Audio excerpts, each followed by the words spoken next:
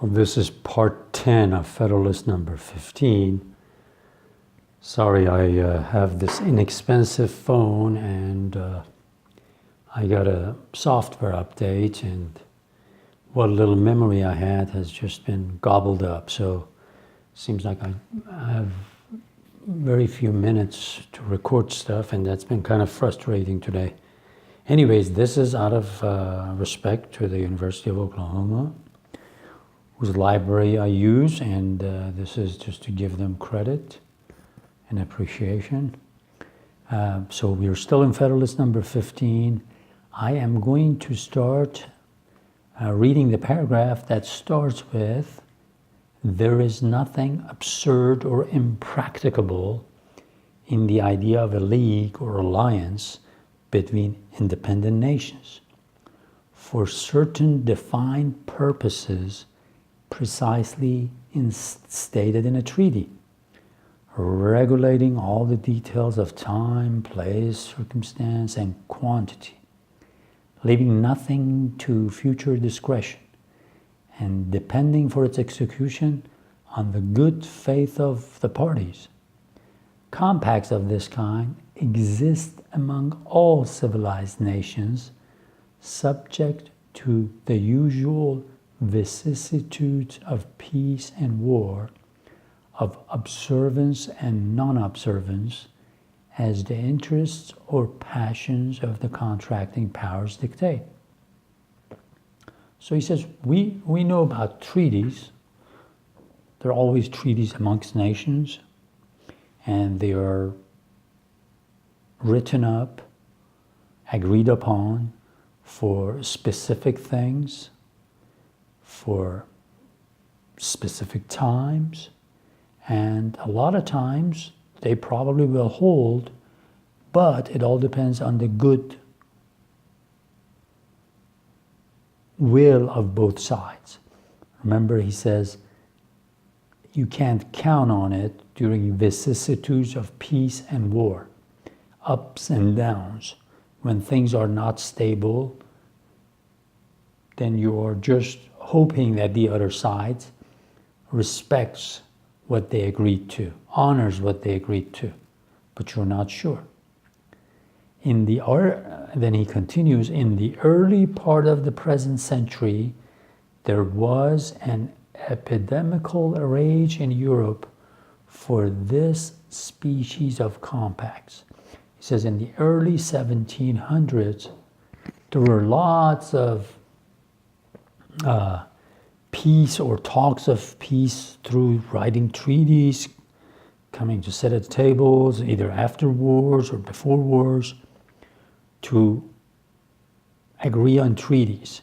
Epidemical rage, it means there's just lots and lots of them, at least the talk of it going around.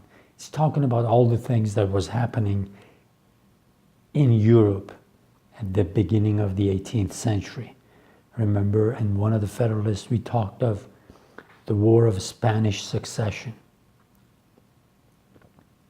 And they wrote a treaty after that. So it says this thing was talked of quite a bit in Europe early this century, with a view to establishing the equilibrium of power and the peace of that part of the world.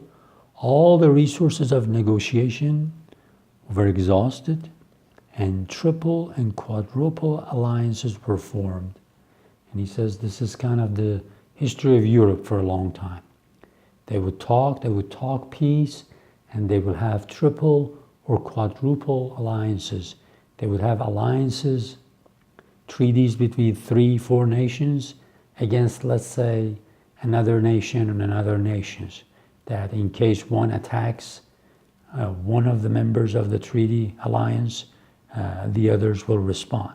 So he says we can read Europe's history and find out what went on during that time. But they were scarcely formed before they were broken.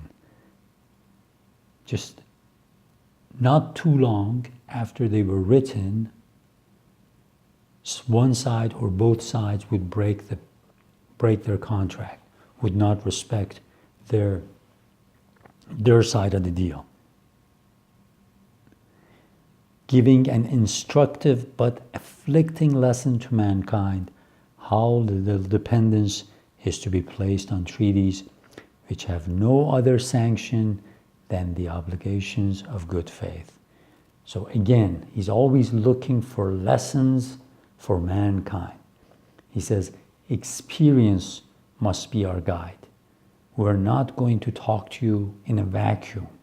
We're not going to theorize for you. Look at the history of the world. Look at how humanity, how nations have acted, and we're going to learn from that. He says, the minute these treaties were written, they were broken, and that's all you can count on. And when he used the word instructive but afflicting lessons, you use the word affliction for diseases, okay, contagious diseases that spread amongst mankind. So he's talking about these wars that come about because countries don't respect treaties. This has been shown over and over to us. And why is he bringing this up again? And which oppose general consideration of peace and justice to the impulse of any immediate interest or passion. So he says, the long-term peace and justice, a lot of nations don't even think about it. Are not even reasonable about it. They're just always thinking of the immediate interest and passion. What's good for them in the short term, because majority of the nations have shown us that they don't act wisely as a nation. So he wants the states to learn a lesson that if it's 13 different countries and we write all these nice treaties amongst ourselves, just look at Europe. These treaties get torn up. Nobody respects it. And just like Europe, we'll be at war against one another again. Again and again, he gives an example of how foolish it is not to look at the human experience, not to look at history wisely. And I have brought it to your attention that this is what we are doing. James Madison, before going to the Constitutional Convention, he studied the history of confederations, modern and ancient. He wrote about it. He studied what had happened in the 13 different states from 1776 to 1787 and before. And based on that, based on experience, based on lessons of history, he was very, very important in devising this Constitution of the United States. And that's what we, people of the world, should do. We should study American history, American federalism, America's experience, ups and downs, good and bad, of the last 230 years. And then study federalism at work, how it has unfolded in Canada, Australia, Belgium, India, Germany, other countries, as well as look at the ongoing experiment in Europe, what the good things they're doing, what are the bad things they're doing. And in a few generations, we can sit together and devise a blueprint, a federal system for uniting the world. We can do it. In 1900, Wright brothers were riding their bicycles and were wondering whether human beings can ride on something that would fly. 69 years later, human beings walked on the moon. So if we put our imaginations to it, we can do it.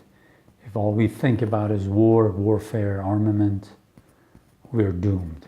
This beautiful planet is doomed. I hope you're wiser.